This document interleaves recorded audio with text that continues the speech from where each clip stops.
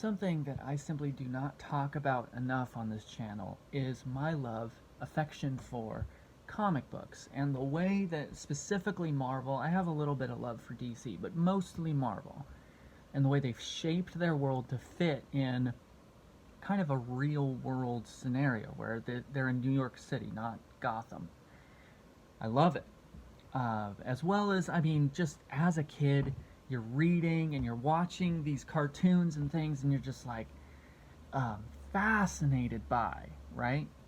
And what, like, every kid that grew up in the 90s, especially, like, watching these things on Saturday morning, you can't help it. Like, we all have a list of the superpowers we would want, that we don't want, that even if you have like a group of friends, like what kind of powers they would have, and what your pseudonym would be with those powers, and what you would do with them, and all that. Like, we all have those things because it's a expression of creativity and imagination. But what I want to talk about right now is the real villain of the Marvel comic book universe, the 616 primary comic book universe.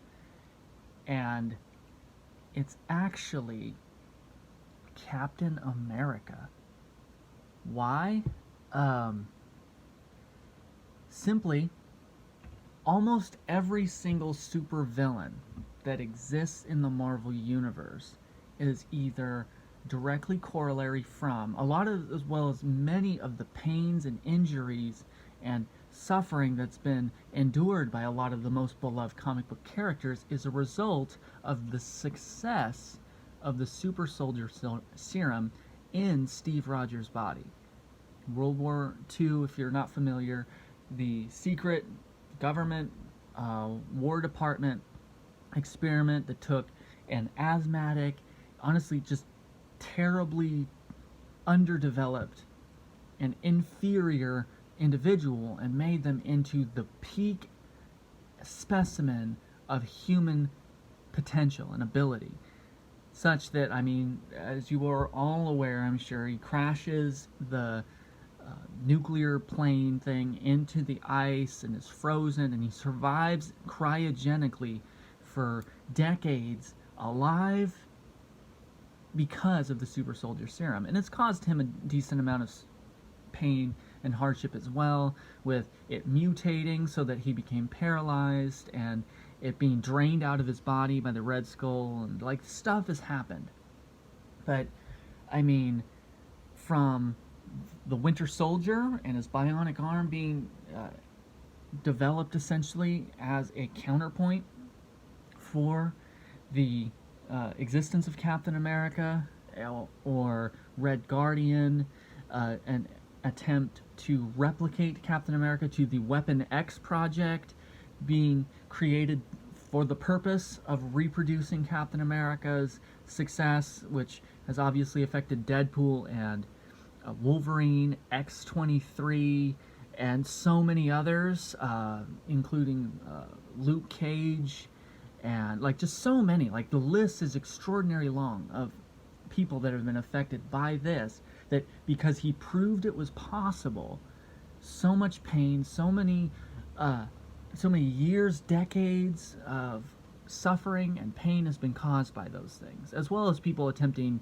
to like, they just have a vendetta against him personally, like the Red Skull, Baron Zemo, that if he had not done so, if he had not managed to succeed in that, which you could say, like, well, maybe it would have succeeded with anyone, but the Marvel Comics universe would actually contend against that. The reason the Weapon X experiments have been so unsuccessful, that they've never managed to replicate actual, like, Steve Rogers